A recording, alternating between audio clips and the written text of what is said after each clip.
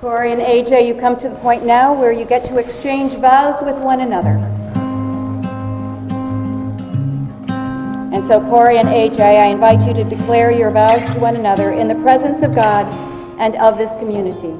And so, I ask you to repeat after me. Cori, you go first. I, Corinne Ash Van Horn. I, Corinne Ash Van Horn. Take you, Andrew James Armstrong, to be my husband. Take you, Andrew James Armstrong, to be my husband. To have and to hold from this day forward. To have and to hold from this day forward. In joy and in sorrow. In joy and in sorrow. In plenty and in want. In plenty and in want. In sickness and in health. In sickness and in health. To love and to cherish. To love and to cherish. As long as we both shall live. As long as we both shall live. This is my solemn vow. This is my solemn vow. AJ, your turn. I, Andrew James Armstrong. I, Andrew James Armstrong. Take you, Corinne Ash Van Horn. Take you, Corinne Ash Van Horn. To be my wife. To be my wife. To have and to hold from this day forward. To have and to hold from this day forward. In joy and in sorrow. In joy and in sorrow. In plenty and in want. In plenty and in want. In sickness and in health. In sickness and in health. To love and to cherish as long as we both shall live. To love and to cherish as long as we both shall live. This is my solemn vow. This is my solemn vow. Don't know where we're going, but if I say Cori, you have been a blessing to me and to your entire family. It has been a great adventure with you in our lives. And I can assure you, the best is yet to come.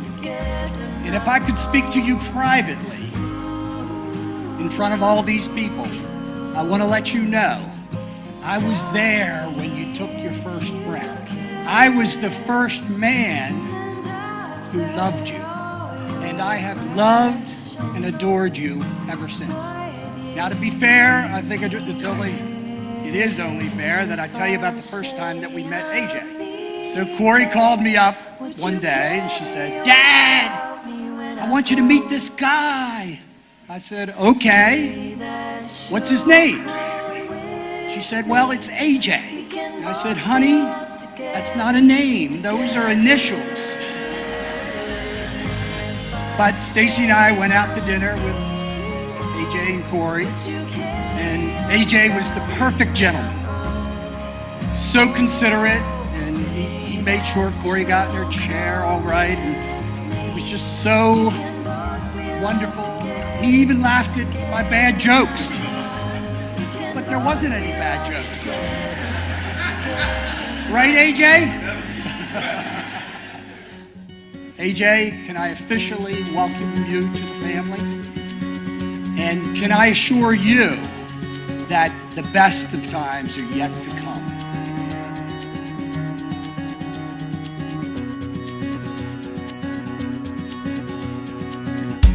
Earlier this year, when Cori asked me to be her maid of honor, I started thinking about this speech and what to say about her. There are so many memories that add up over 29 years of friendship. So I did a little research. I counted the steps from my childhood home to Cori's. For 11 years, I was fortunate enough to grow up with my best friend only 237 steps away. Growing up with two older brothers, people always asked me if I wanted a sister. And my honest answer always was, and continues to be, no. I think the reason I never wanted a sister was because I had Cori. Growing up with you was one of the best gifts life has given me. I consider myself lucky beyond measure because I've been fortunate enough to have you as a constant in my life, and we've been able to experience life's greatest milestones together. And although now you are a little further than 237 steps away, you are my childhood best friend who became and continues to be the sister I never knew I wanted or needed. AJ, I am lucky to officially be able to call you family. Thank you for loving Cori so completely and unconditionally. As her now husband, I know you are her very best friend. And I'm willing to pass that torch because I know how happy you make her, and she loves you more than words can say. But fair warning, she's a handful. And I will do it for you. Baby, I'm not moving on. I'll love you long after you're gone. For you. You will never sleep alone. I'll love you long after you go. And long after you're gone, gone, gone. I remember we were at our old office together, and literally, I think every single text, every single phone call, every single date, that's how I knew when AJ was really, truly falling for somebody, because he would get a text from you, and then he'd run in my office and say, what's it back, you know? And then like, how long do I wait? I don't sound desperate, you know? Where should I wear? Where should I take her, you know? So, I really, honestly, I love you, buddy. I mean, you've been there for me in really hard times. I hope I've been there for you in your times. I'm not as touchy-feely as you are. But I've tried to be there for you emotionally. And I really couldn't be happier for both of you guys. I mean, I love you, Cori. I love you, AJ. You guys are amazing. And I wish nothing but the best for you for the rest of your life. I surrender honestly. You've always done the same for me. So I will do it for you.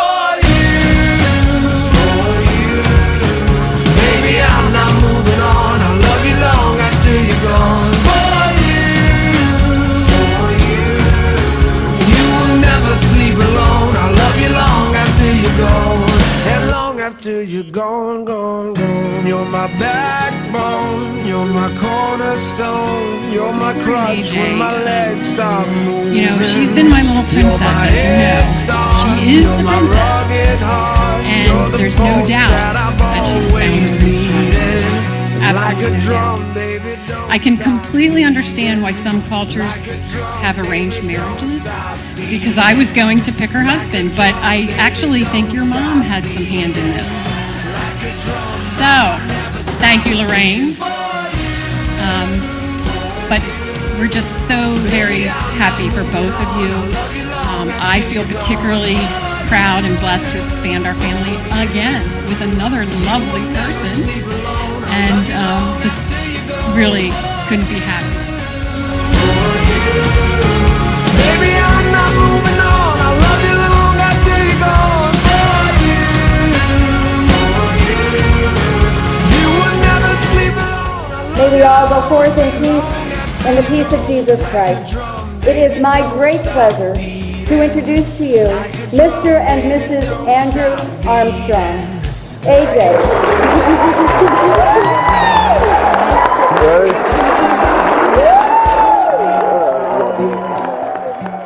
And long after you're gone, gone, gone. I'll love you long after you're gone, gone.